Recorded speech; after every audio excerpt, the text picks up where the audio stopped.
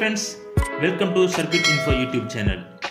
In this video, you will learn 3-phase distribution board wiring connection diagram. Please like and subscribe to my channel and click the bell icon to get new video updates.